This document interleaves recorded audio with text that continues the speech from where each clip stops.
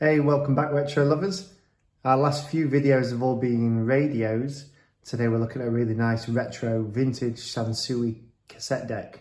This is the Sansui D-99CW. And you probably could guess the decade just from looking at it. The year of manufacturing on this is 1984. It just screams 1980s, I think. I can't exactly describe what it is. Maybe you could a little bit better. The colouring, the lines, the orange, just the way that it pops and has been designed, to me, it just screams 1980s. 1984 probably would have been my guess. I wonder if you'd have guessed the same.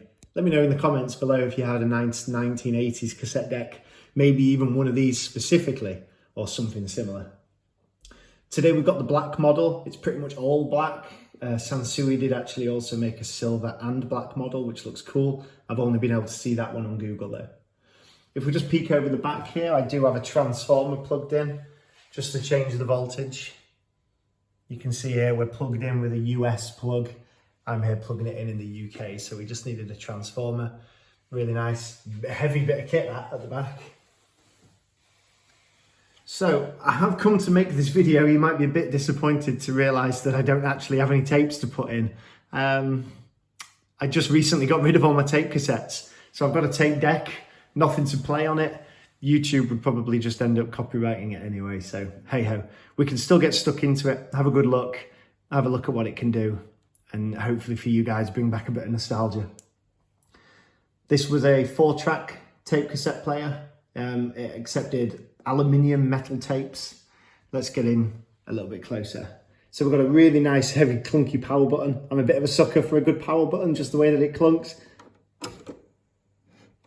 And you can see here we've got a little bit of lighting up. We've got a 0 here on the amps readout.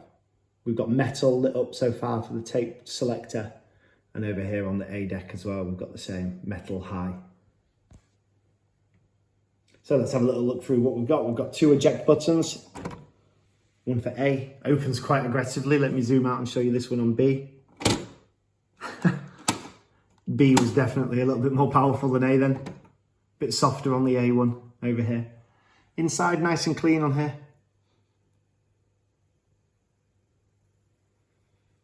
A little bit of dust. Let's have a look at what else we've got. Amps 1 to 15, full logic, high speed copy, and of course playback A written on the front there.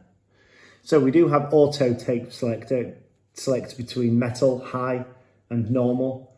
Of course the aluminium metal tapes would have been a slightly higher quality, I think. Probably a little bit more expensive as well back in the 1980s. You can see we've got pause, stop and play. On a sort of seesaw button here, clicks left to right. We do have some spin, but no tape again. We've got rewind, fast forward, and relay play.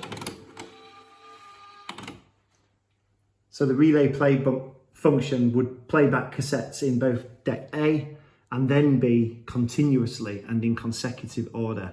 So I'm guessing if you had one of these, you'd have had a tape in A, tape in B, and you would listen to one and then the other straight away. Maybe 2 tapes from the same artist, maybe 2 different ones. Underneath, we've got dubbing. So the cassette tape dubbing would have been the process of transferring audio from A to B. Just a bit of a copying function. Next to that, we've got speed, normal and high. Now, oh, the dubbing speed, yeah. So I'm guessing then you would have been able to play it and copy it across at a higher speed or back to a normal speed. Not really sure why you would want to be listening to it or copying it across in a higher speed. Let me know. On the B side here, we've got the counter reset. Mine's currently set to 967. Reset back down to 0. Auto tape selector again. We've got high, we've got metal, high and normal. Interesting that over on the A side, metal and high are combined. On the B side, metal, high and normal are separate. Again, let me know, I don't know the reason for that. Not sure why they would be different on either side. Let me know if you know. And then we've got the same stop and play. rewind, fast forward, and a big pause. We've then got record mute and record. And on the side here, we've got a really giant Compute Edit button, which has a bit of a simple click. Apparently from my Googling and research, that'll automatically start and pause the tape deck whilst recording. So I suppose the idea is that it would make it easier to make tapes with songs from multiple records. If you were recording from 2 different track tapes, it would know when to stop and start the recording, get rid of those gaps. Perhaps. I've never actually used that function. Let me know if you have. Does it work? Does it not? Was it a bit of a fad? Not sure. We've then got Dolby NR. So that was the noise reduction system for tape cassettes. It was used to get rid of that horrible hissing noise. We've got B and C, A and B, on, off. Nice click on those. And underneath, finally, we've got timer, record, off, and play. Underneath, we've got a big headphone jack, not a little small aux like we've got nowadays. It's a bigger sort of amp jack.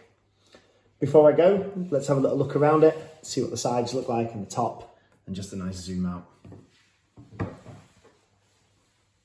We've got sort of a grated side here, possibly for fan. No, just solid. Not sure why particularly. Really do like the front here. I like the orange. I like the colour pop. Again, that really nice 80s look. A couple of scratches on the right hand side here on this one. Let's have a real quick look on the back. Really simple on the back, like most tape decks are. We've got the model number D-99CW, voltage, power, and Sansui electric, made in Japan. Got the compute selector, Compute Edit. And on the back here, we've got left, right, line in, line out. Really lovely, nice bit of kit. I'd love to know in the comments if you had one similar. And as I said, I haven't been able to play a tape on here today, so let me know if you have had one. Let me know what the play quality is like and generally what one was like to own. Thanks again for joining. Subscribe and like the video for more retro videos, retro electronics. Take care.